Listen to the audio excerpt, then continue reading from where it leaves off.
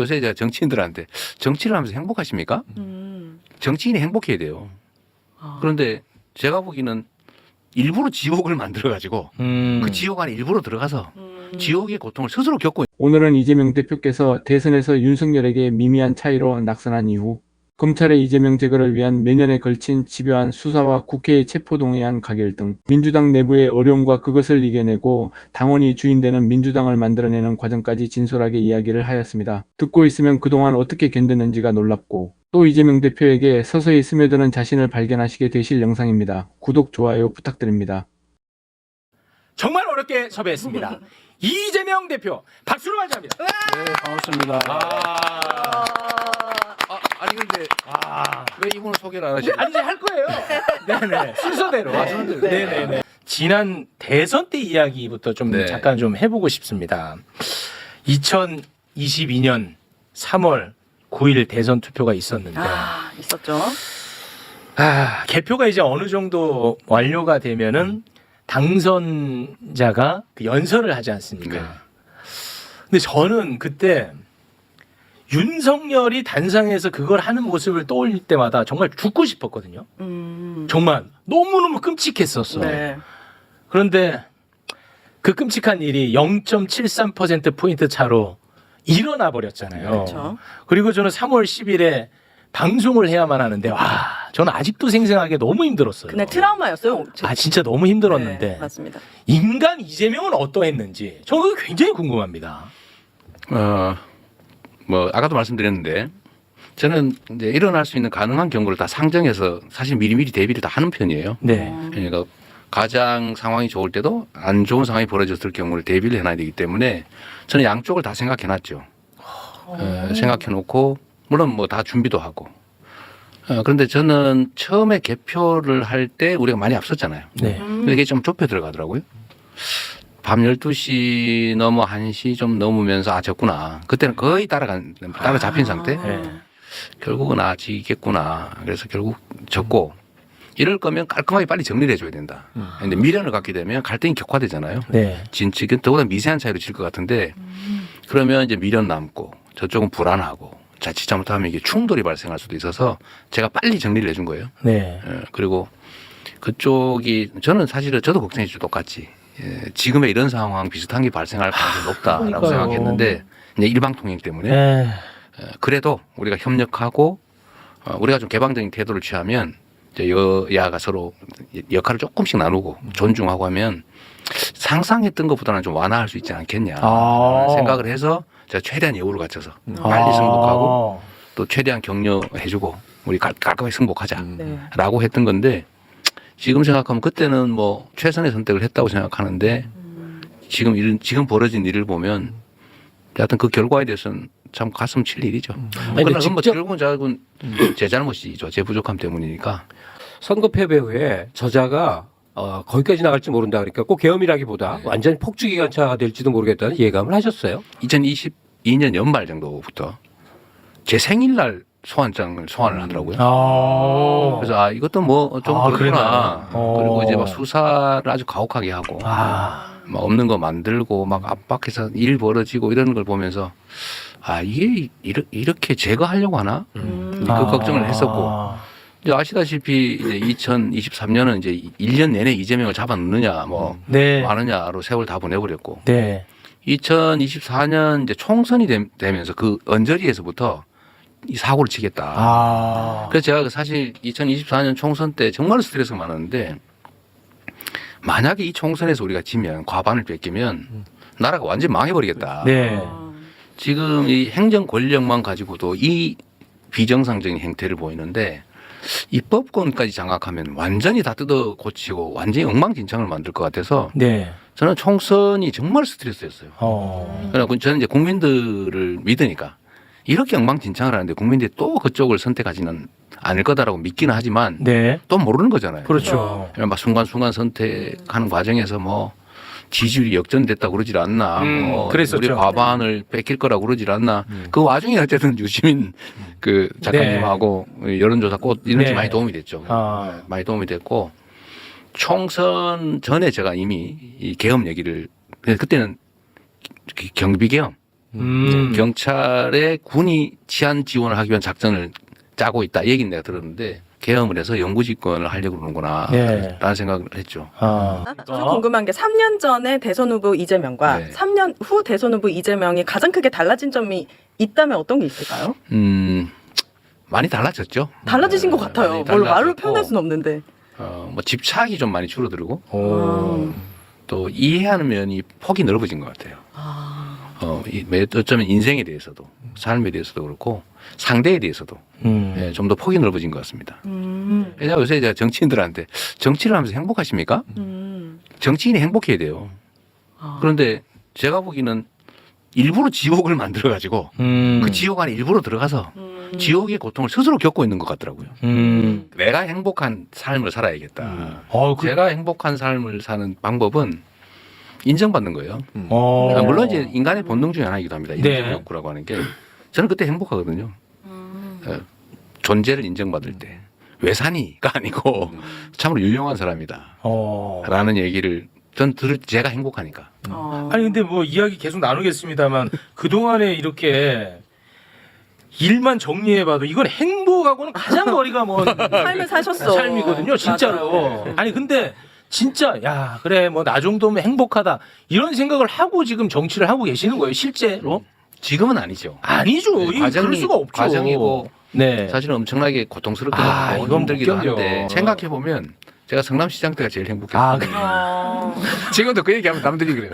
그 얘기할 때 제일 행복해 보인다. 아 그렇습니까? 근데 곧 그런 시절이 올 수도 있지요. 다시 성남시장 하시게요? 그건 아니시죠? 아, 네. 대통령도 하고 성남시장도 할 수도 있나요? 아 이거는 정말 오윤회만 할 수 있는 발언입니다. 대선 이후에 이제 그 보궐선거로 국회에 바로 네. 입성을 합니다. 그게 불과 6월이야 6월. 그리고 이제 당 대표가 또 바로 8월에 됩니다. 그래서 그 당시에 비판도 굉장히 많았습니다. 많았죠. 네. 대선에 패배했으면 성찰하고 좀 칩거하고 쉬던가 그렇게 하지 네. 어떻게 이렇게 바로 등판하냐 이런 비판 실제로 많이 있었거든요. 맞습니다. 그리고 그 비판이 아니더라도 개인적 아픔과 상처가 있으니까 또 다시 나서기가 쉽지 않을 텐데 저는 그 마음이 굉장히 궁금했어요. 원래 기존 문법에 의하면 큰 선거를 치고 나면 잠시 퇴장하는 거예요. 맞습니다. 퇴장하고 본인을 다시 이제 추슬리기도 하고 또 한편으로 보면 정치권에서는 다른 사람에게 기회도 주고 또 한편 책임도 지고 그래서 물러나는 게 일반적인 문법이었어요. 네. 저도 그 고민을 안 한 건 아니죠. 안 한 건 아닌데 한 석 달 사이에 다시 출전을 했잖아요. 네. 그 석 달은 엄청 괴로운 시간이었던 건 사실이고. 근데 그런 결정을 하게 됐던 제일 큰 이유는 제가 다른 사람들의 전범을 따라서 살았다면 오지 못했을 거예요. 이재명이 아니다. 저는 제가 필요로 해서 판단해서 옳은 일이면 해야 될 일이면 해서 왔거든요. 네. 제가 기존의 문법을 따라오지 않았어요. 네네네. 시장을 할 때도 시장이 해서는 안 될 일을 많이 했잖아요. 네, 그래서 인기가 광화문에서 많았죠. 농촌을 왜 합니까? 네. 중앙정부가 시키면 시키는 대로 하고 네. 그럴 것이지 하지 말라는 거 굳이 해가면서 중앙정부하고 부딪혀서 제가 지금 온갖 고통을 당한 이유도 그 중에 하나가 있어요. 부딪힌 거거든요. 네, 맞습니다. 근데 대선에 나간 것도 사실은 무슨 기초단체장이 대선을 나갑니까? 그것도 이상하죠. 그 기초단체장이 대규모 광역단체장이 된 사례도 거의 없어요. 그러니까 도전해서 어쨌든 사람들의 기대를 좀 채웠는데 제가 생각했던 거는 일단 윤석열 후보한테 졌는데 결코 잘할 것 같지가 않아요. 매우 위험한 상황인데 저는 역사책을 꽤 많이 보는 편인데요. 네. 전략서라든지 심리학 뭐 이런 걸 책을 좀 많이 보는 편인데 이게 대규모 전쟁에서 지고 난 다음에 그 이긴 쪽이 잘하면 다행인데 만약에 그 국가나 공동체를 제대로 이끌어가지 못할 때 상대 진영이 완전히 지리멸렬해버리면 큰일 나는 수가 있다. 큰일 나죠, 실제로. 그런데 이게 원래 큰 전쟁에서 진 군대, 예를 들면 세력이죠. 세력은 그야말로 사분오열 지리멸렬합니다. 근데 그 핵심적인 이유는 지휘관이 사라졌기 때문이에요. 후퇴를 잘해야 돼요. 그 다음 전쟁도 남아 있는 거잖아요. 끊임없이 경쟁하고. 근데 제가 물러서서 저도 우아하게 막 해외 유학 가고 이랬으면은 저는 보존했을지 모르겠는데 과연 이 진영이 유지될 수 있을까? 몇 년간에. 그래서 저는 이 대오를 유지하는 게 중요하다고 생각했어요. 대오를 유지하고 신속하게 재정비하고 다음 지방선거도 사실은 있고 그다음 총선도 있고 그다음 또 많은 전쟁이 벌어지는데 물러서 있는 게 과연 우리 진영 전체에 도움이 될까? 엄청난 비난이 쏟아질 걸 감수하고 현실적으로 논의도 많이 했죠. 네네네. 참모들. 그때 반대하는 사람이 훨씬 많았어요. 압도적으로. 아 측근들이요? 네, 소위 측근 뭐 참모라고 부르는 분들이. 그렇습니까? 그래서 결국은 뭐 떠난 분도 있죠. 아 그랬나요? 네, 떠난 분도 있었는데 지금 지다고 생각해 보면 잘 판단했다는 생각이 들어요. 아 결과론적으로는 그래 보입니다. 네. 네. 그래서 지방선거도 저는 경기도라도 건질 수 있었던 게 어쨌든 우리가 전선을 다시 구축해서 맞섰기 때문이 아닐까. 지금 지나서 한 얘기인데 네네네. 그런 생각도 좀 하고 원래 전면하잖아요. 그 대통령 선거를 이긴 쪽이 몇 달 만에 선거를 몇 달도 아니죠. 취임 한 달 만에 치는 바로 했으니까요. 100% 진다고 봐야 됩니다. 네. 사실은 객관적으로 보면 조금 건진 편이에요. 예상보다는. 근데 어쨌든 당대표 선거도 그렇고 저는 우리 나름의 새로운 문법으로 필요한 일을 하자라고 결정했는데 하여튼 비난 많이 받았습니다. 비난할 만했어요. 네. 사욕으로 보일만 하고. 시간이 흘러 2023년 9월이 옵니다. 이때 이제 어마어마한 큰 사건이 있어요. 뭐냐?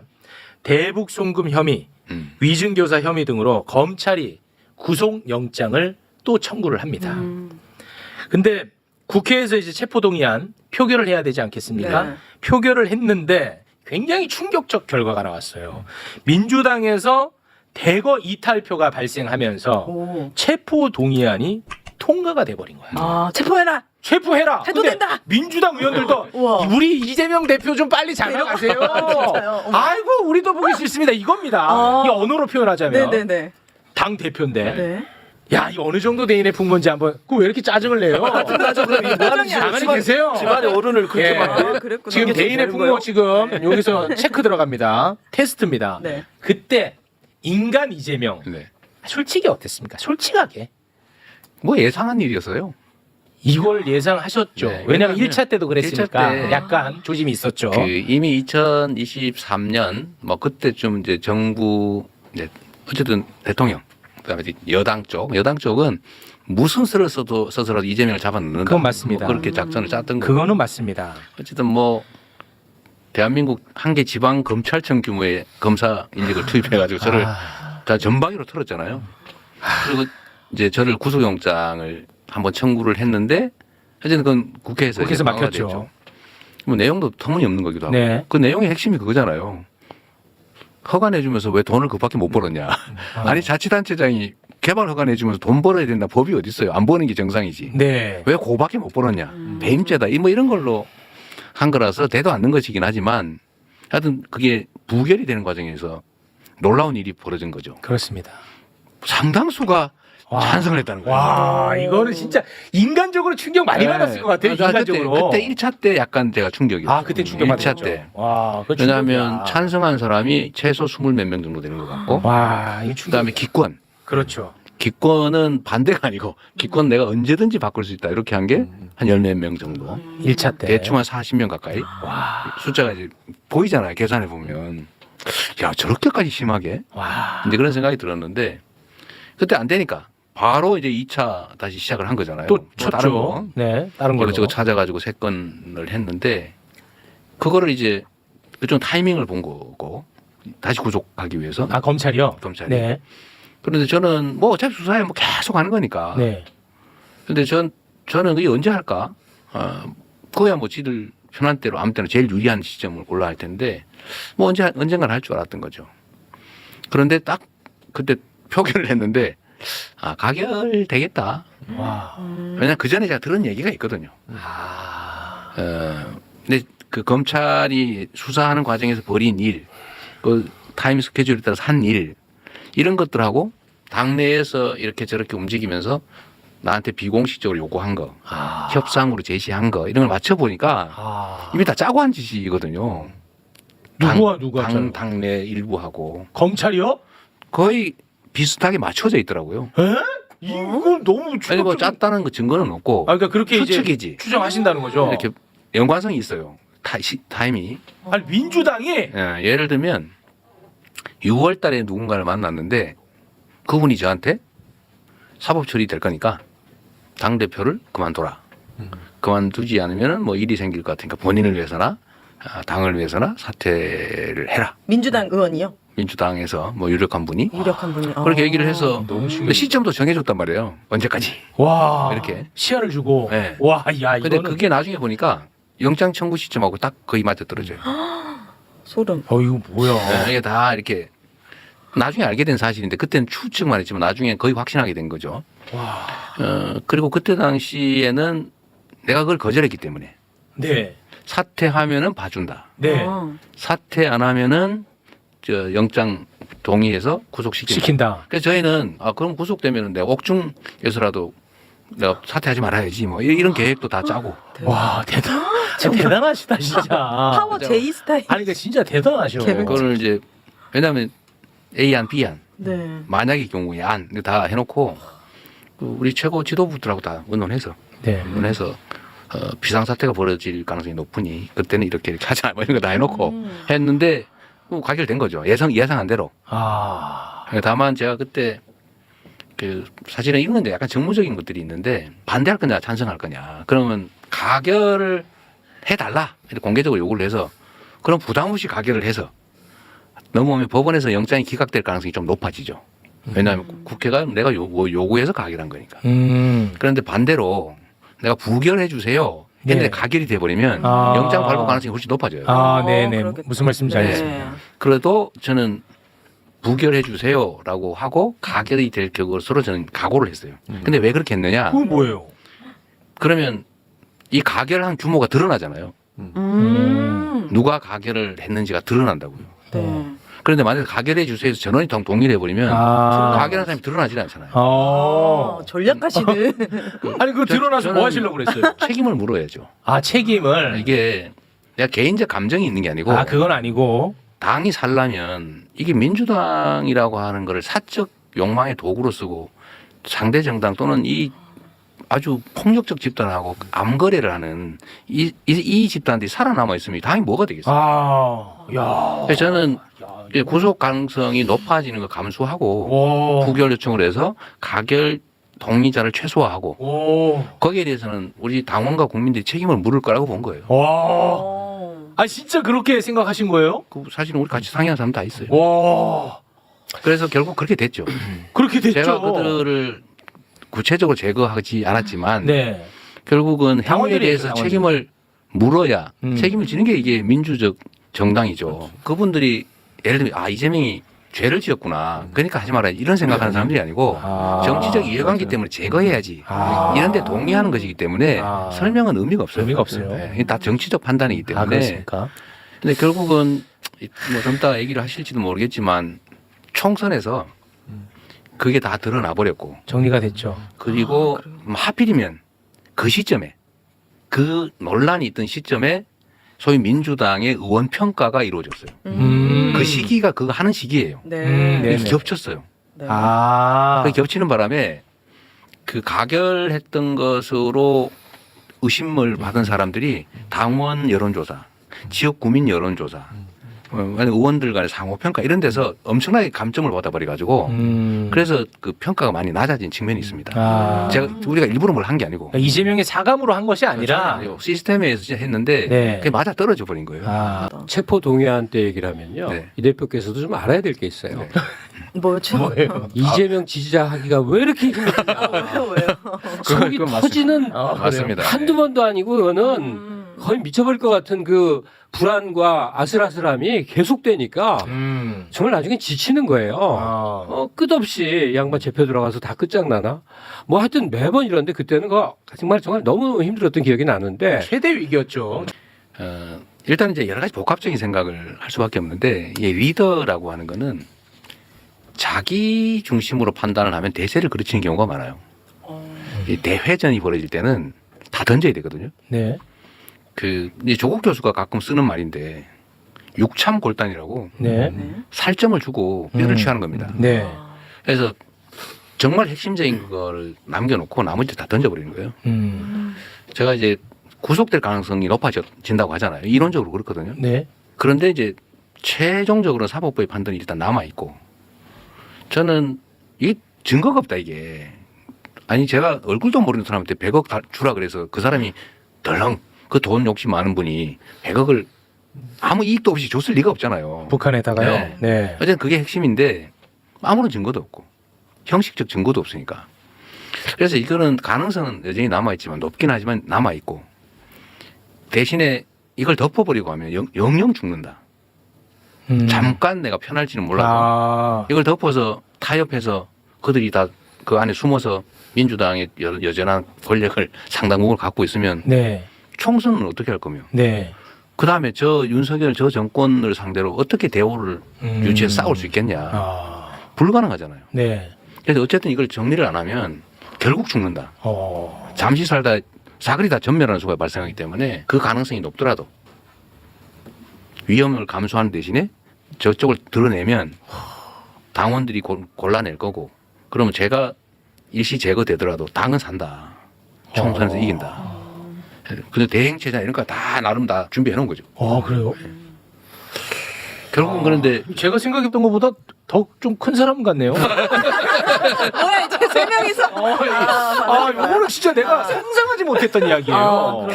뭐 좀 이상한 표현인데 항상 그 기적 같은 결과가 나타납니다. 원래 그러죠. 와. 흔히는 기적 같은 일이 자꾸 쌓여서 결국은 기적이 벌어지죠. 그리고 또 2024년 1월에 이 얘기는 뭐 길게 하지 않겠습니다. 왜냐하면 우리 대표님에게도 진짜 트라우마일 수도 있고 또 보시는 분들도 또 트라우마일 수도 있으니까 네. 김진성으로부터 이제 피습을 당했습니다.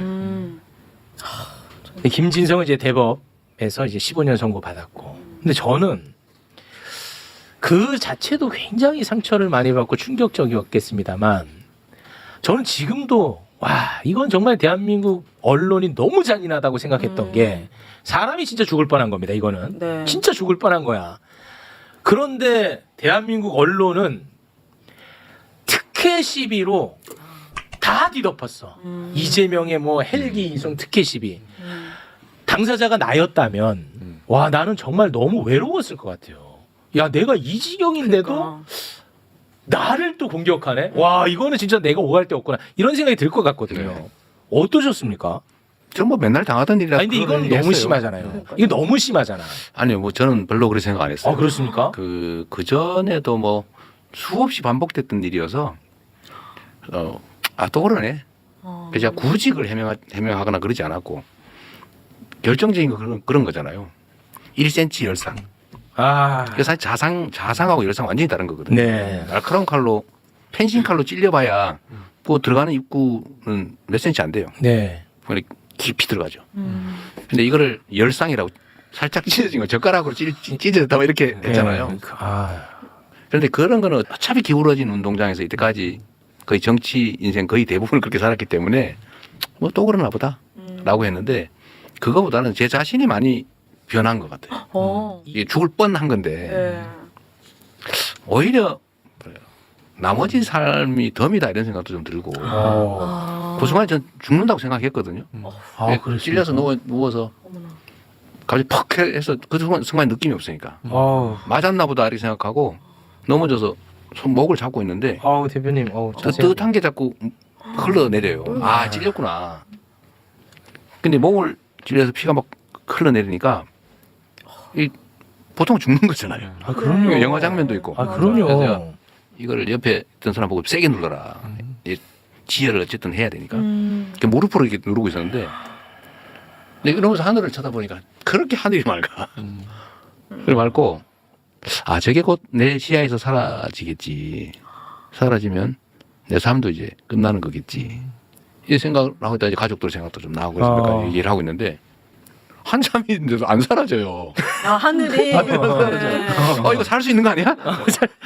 그럼 그 생각이 또 들면서 이렇게 그래서 그 순간이 그 짧은 시간이긴 하지만 한 뭐 1, 20분 정도 죽는구나. 근데 그 순간 정말 온갖 생각이 다 이제 드는데 그 후에 병원에 있으면서 든 생각들이 인생을 많이 반추하게 됐죠.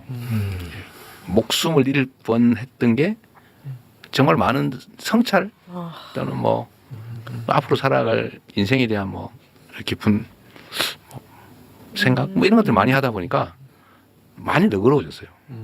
내 삶에 대해서도. 이제 남은 건 진짜 덤이다. 와. 그리고요 너무 법륜스님 아니 뭡니까 이거 이 지금 칼테러 사건은 아하 이거 참 사실은 이재명 정치 역정 전체에서 매우 중요한 네. 사건인데 잘 거론이 안 되고 있는 게 네. 하나 있어요.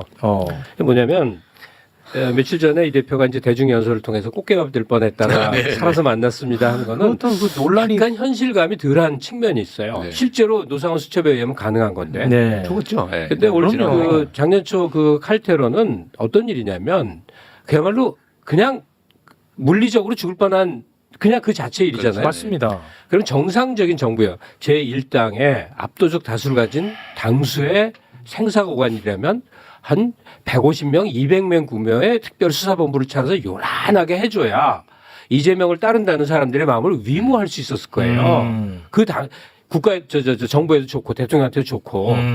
근데 정말 말도 안 되게 무시해버렸죠. 맞습니다. 그 결과가 뭘까? 이재명을 열심히 지지했던 사람들에게는 생사를 같이 넘나든 동지애가 생긴 거예요. 분노, 울분 뭐 칼 맞은 이재명에 대한 저 대접을 보면서 내가 받는 모욕감, 분노 이런 걸로 설명할 길 없는 이 동지의식으로 뭉쳐진 사람들이 엄청나게 많아진 거예요. 그때 제가 살았던 이유는 참 여러 가지가 있는데 이분이 칼을 외국에서 수입을 해가지고 네. 그걸 잘 찌르겠다고 알았잖아요. 갈았잖아요. 네. 연습도 하고. 연습을 연습도 또 하고. 이렇게 아. 해놓고 목을 찌르는 연습을 목 높이에다 놓고 실제로 1년 내내 연습을 한 거예요. 너무 끔찍해. 뛰어서 찌르는 연습을 그 연습한 목공이 흔적이 있잖아요. 나왔죠. 네. 그런데 이게 참 우연히 정확하게 위치는 잡았어요. 이 동맥과 정맥 사이를 찔렀거든요. 찔렀는데 또 여기 카라 여기 플라스틱이 있습니다. 네네. 네. 맞아요. 여기에 걸렸는데 이 사람이 칼을 안 갈고 보통 날카로운 칼로 찔렀으면 제가 죽었어요. 이게 매우 물리적인 건데 칼을 가는 바람에 칼이 약간 둥그러졌습니다. 이렇게 날카롭지 않고 이렇게 된 거예요. 양날이 이렇게 약간 둥글게. 이러면 잘 안 들어가요. 그러니까 원래 군용 단검은 정확하게 일직선으로 되어 있습니다. 그래야 잘 들어가. 이 사람이 잘 주의했다고 잘 가는 게 실패의 원인이에요. 그리고 여기 정확하게 카라에 찔렸고 이거 하늘의 덕에 산 거죠. 이게 달리 설명할 수가 없는데 그러니까 뭐 남은 삶은 하느님이 보호하사 그냥 공짜로 덤으로 받은 거니까 이거 이제 여유가 더 많이 생긴 측면도 있습니다. 진짜 국민의힘이나 이런 사람들 진짜 비열하지 않습니까? 아니 사람이 다쳤으면 모든 의료기관을 다 동원하고 수단과 방법을 다 써서라도 그 사람을 살려내야 되는 거잖아요. 그래야 아무리 인정받아요. 그러니까요. 그런데 헬기를 타고 갔냐 안 타고 갔니 왜 네. 부산대 서울대로 옮겼니 이따위 소리를 하는 사람들이 인간이냐고요. 네. 저는 인간이길 포기한 사람들이라는 생각밖에 안 들어요. 단기적으로는 그분들의 그 전략이 성공했는데 장기적으로 거시적으로 보면 결국 손실입니다. 네.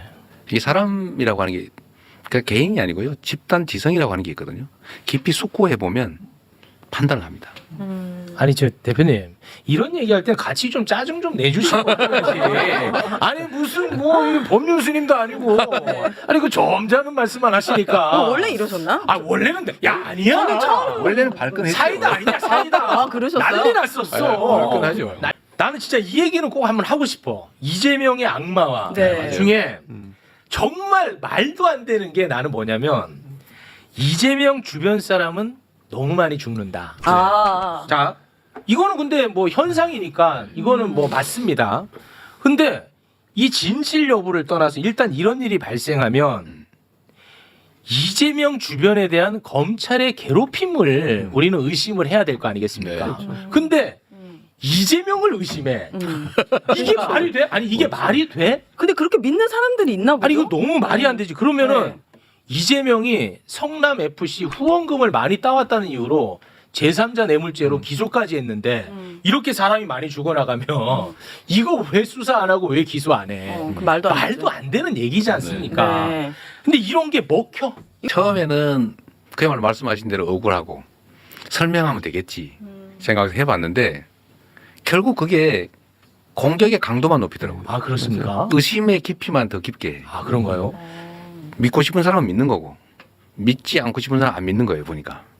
이미 이거는 진실 영역이 아니에요. 아 그런가? 그래서 제가 억울하죠. 애를 잃은 거예요. 증거가 없어. 왜? 난 한 일이 없으니까. 그렇죠. 저는 정치를 시작하면서부터 다짐을 한 게 있는데 일단 업자를 만나지 않는다. 아. 차도 마시지 않는다. 접촉하지 않는다. 이 원칙을 정했어요. 네. 의심을 받으니까. 아. 제가 CCTV 달았잖아요. 시장실에. 제가 그 돈 받는 장면을 뭐 찍기 위해서 한 게 아니에요. 업자들한테 경고한 겁니다. 아, 오지 마라. 네.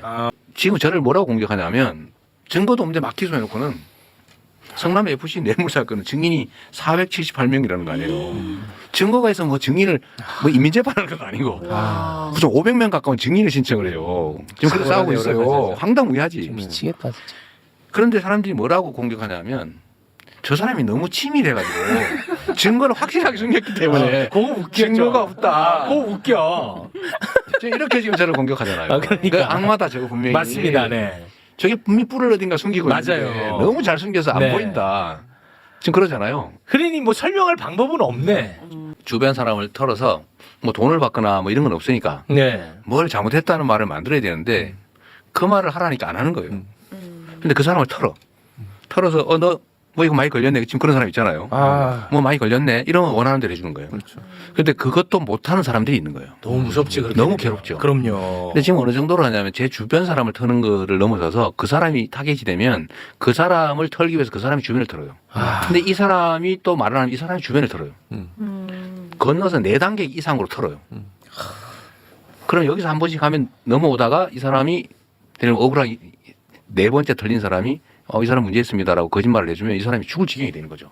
아. 그냥 미치는 거예요. 예를 들면 이런 거예요. 자기들이 고발을 해. 수사받는 범죄자라고 그래. 자기가 고발해놓고. 국민이 그러잖아요. 네네. 자기들이 기소를 해. 네. 재판받는 범죄자라고. 아, 맞아. 무죄 나오면 몰라. 아. 무죄 나오면 그때 몰라. 아니 대표님이 그래서 지금 기소된 건이 몇 건입니까? 15건쯤 돼요. 와. 아니 그거 어떻게 감당해요? 지금 법원 5군데서 재판을 하고 와, 있는데 그거 어떻게 감당해? 죽을 지경이죠. 아, 죽을 지경이에요. 돈도 많이 들고 시간도 많이 와, 이거 어떻게 들고 해? 스트레스도 쌓이고. 심지어 그 총선 때 당대표인데도 재판을 받았어야 돼. 그렇죠. 이 말이 되는 나라냐고. 선거 기간 중에 제가 5번인가 재판 갔던 아. 거죠. 근데 제가 봤을 때 이렇게까지 가혹하게 언론도 검찰도 이렇게까지 했던 정치인이 있을까 싶은데 그렇게까지 하는 건 이 대표님의 그동안의 성향상 불도저처럼 개혁이나 이런 것들을 제가 되면 다 이뤄낼 거야라는 생각 때문에 이렇게 가혹하게 하는 겁니까? 아니면 그런 거겠죠. 또 가혹한 것 제가 같아요. 이 소위 기득권하고 원수를 사게 된 게 그 파크비 특혜분양 사건입니다. 그게 첫 출발이죠. 그 폭로했다가 그게 전부 다 그때 똑같아요. 검찰, 경제, 그 소위 돈 많은 네. 그 투기꾼들, 그 다음에 정치인, 행정 그룹, 요 4그룹이 모여가지고 해먹은 건데 대장동도 똑같아요. 이것도 또 검찰, 재벌, 그 다음에 행정 권력, 정치 그룹 이 딱 뭉쳐 해먹는 거예요. 똑같아요. 모든 이 나라의 비리, 이 돈 버는 방법은 다 그런 건데 그걸 제가 계속 평생 건드는 거예요. 얼마나 욕겠어요. 이 모두가 저를 이제 타겟으로. 그래서 저는 거기서 살아남아서 그거를 좀 정리하고 좀 정상적인 세상 만드는 게 내 꿈인데 그럼 얼마나 많은 사람이 행복하게 살겠어요. 아, 그래서 지난 그러니까 계속 부딪힐 수밖에 없어요. 그러니까 지난 대선은 진짜 영화 같은 대선이었어요. 왜냐하면 대장동 대선이었잖아요. 네. 그런데 처음에는 다 이재명이 대장동 범인인 줄 알았어. 근데 들여다볼수록 아니야. 윤석열이 나오는 거야. 아니 진짜 이건 너무 영화 같잖아. 부산저축은행 수사구마. 그것도 박영수 나와, 박영도 나와. 와, 다 국민의힘 사람들이에요. 그러니까 저는 근데 이거 할 때마다 되게 억울하거든요. 내일도 아닌데.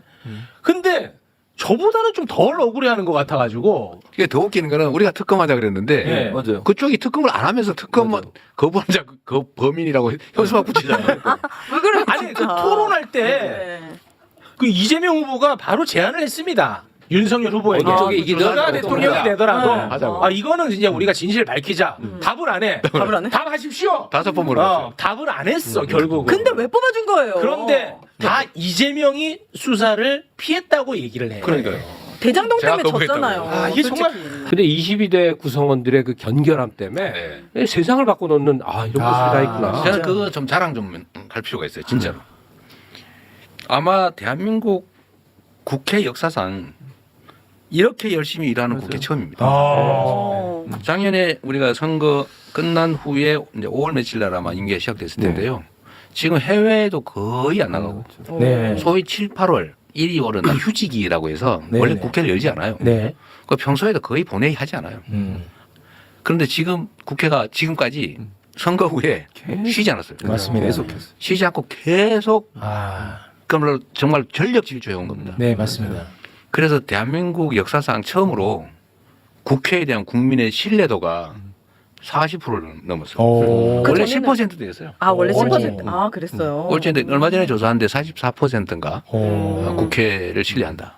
그런데 그 솔직히 여당 때문은 아니거든요. 그렇죠. 거기 지금 그렇잖아요. 개판인데. 우리 야당 쪽의 역할 때문일 텐데 국민들이 볼 때 정말 열심히 하고 있는 거예요. 네. 성과가 나든 안 나든 다 문제지만 정말로 열심히 하고 있고요. 특히 지금 노익장을 과시하는 분들 계시잖아요. 네. 이분들이 옛날에 자기들이 그렇게 국회 활동을 했는지 적이 없대요. 오. 어. 아, 그분들도 그렇게 네, 말씀하십니까? 맞아요. 오. 너무 열심히 또 하세요. 오. 초선처럼. 오. 당내의 분위기, 아, 국회 안의 분위기가 분위기가 있구나. 완전히 바뀐 겁니다. 와. 그래서 요즘 그런 데잖아요. 그 초선 국회의원들이 다선 의원들한테 원래 국회 이래요? 처음이야. 우리도 처음 겪어봐. 이렇게 얘기하는. 아, 너무 감사하죠, 진짜. 정말 열심히 하고 아, 너무 감사하죠. 공직자가 어떻게 하느냐에 따라서 그 나라 운명이 바뀝니다. 맞습니다.